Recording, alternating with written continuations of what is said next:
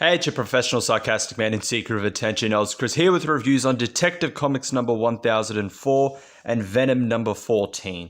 So on to Batman Detective Comics Arkham Breakout, written by Peter J. Tomasi, art by Brad Walker, coloring by Nathan Fairburn, and the cover by Walker, Andrew Hennessy, and Fairburn. So we finally found out who the Arkham Knight is. It is Jeremiah Arkham's daughter, Astrid Arkham. And with this issue, 1004, Secrets and Lies, we learn her rise to become the Arkham Knight, her origin. So, in the past, Jeremiah met a fellow employee at Arkham Asylum, Ingrid Carlson, who had a way with the patients. She's able to earn their respect.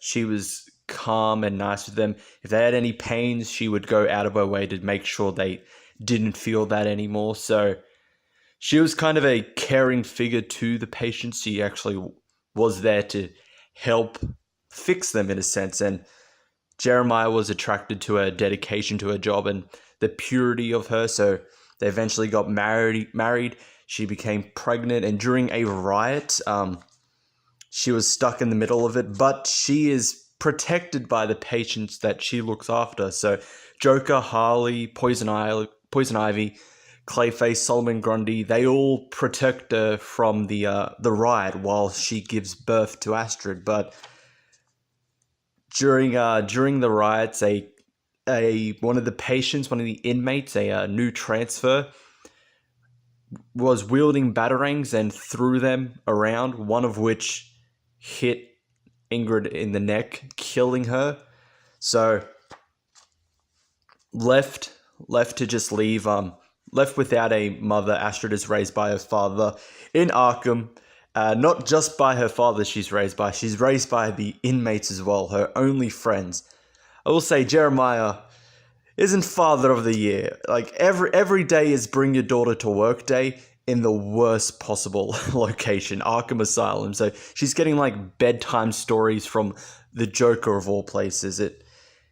Apparently she's a curious child, as Jeremiah says. So that's why she heads off into the secret places of Arkham Asylum, talking to all the patients as well. And as such, her only friends are the patients. And when she sees Batman, all she sees is the brutal side of him, the menacing side, and how her friends feel about after his visits, how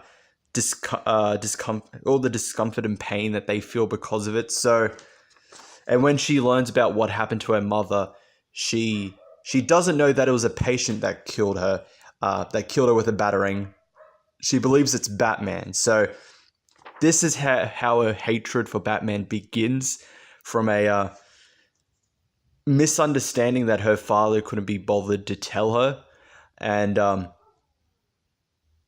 also because of her friends, the other patients, how distraught and how painful it was having to interact with Batman. All this fueled her desire to become the Arkham Knight, and she goes off to protect the city from the Bat, as she enacts her plans, and Batman and Robin head off to face her. So story, 4 out of 5. I really like this issue. Middle of the roughly middle of the story. We have the big revelation. We have the big reveal of who Arkham Knight is, her history, why she is the Arkham Knight, why she hates Batman so much. They've done very well in this issue. So 4 out of 5 for that.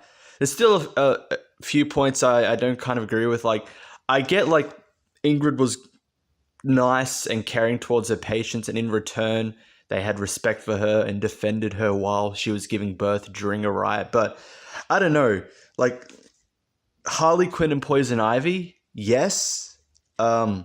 Joker, I don't know, mate, unless it's a weird twisted sense, like he's the one that helped deliver the baby, so he might have just thought it was funny. Like, your baby was brought into this world by the Joker of all people.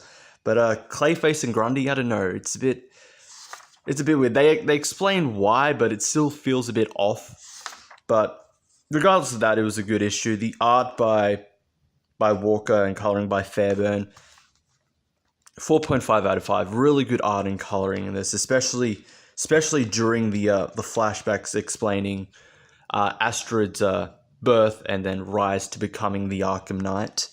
The cover, which was by Hennessy, Walker, and Fairbairn, 4.5 out of 5. It was a really good cover, really good art and coloring on it. So that was Detective Comics. So on to Venom, still going on during the War of the Realms, the second issue in the tie-in to that event, written by Colin Bunn, art by Ivan Coelho, coloring by Andres Mosa, and the cover by Kyle Hotz and Dan Brown. So Eddie is in his Dreamstone Venom suit.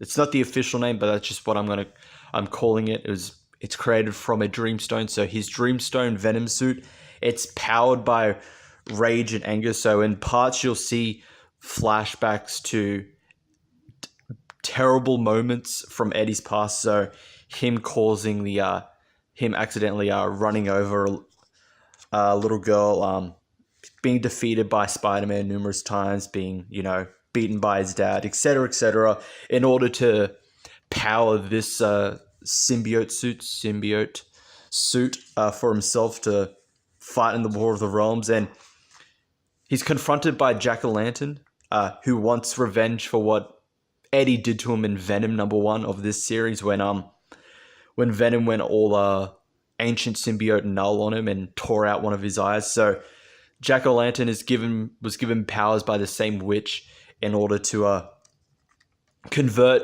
Eddie into one of Malekith's soldiers. That's what she's intending with the use of the suit. But Eddie has other ideas. So most of this issue is just Eddie trying to fight off Jack-O-Lantern and his forces, trying to dig deep into his pain and rage in order to power his suit and make him as or more powerful than the foes that he's fighting. So with it, able to become as tall as a frost giant, able to take them out. And later on, while he's being burned by Jack-O-Lantern's fire, the suit changes to now look to an Asgardian, like Venom Asgardian armor. Not a bad looking suit, but the Dreamstone Venom suit looks much better in my opinion. So doing all this, protecting the city, but mainly protecting his son. So story, I'll give this 3.5 out of 5. It above average, good issue. Nothing too important. It's really not really something you have to pick up, but I enjoyed it for what it was. The art by Coelho and the coloring by Mosa, 4 out of 5. The art and coloring was solid, especially during a lot of the main action scenes, especially here when Jack-O-Lantern appears. The coloring, the art in this is really, really good. And the cover by Hotz and Brown, 4 out of 5. I like the art. I like the coloring on it. Pretty good looking cover. Doesn't particularly have anything to do with the contents of issue number 14. But this was a good issue. Regardless, been enjoying the tie-in to War of the Realms so far. I mean, you got to enjoy something out of this pointless event. But that's it for Detective Comics and for Venom. Thank you all for watching. I'll see you all next time.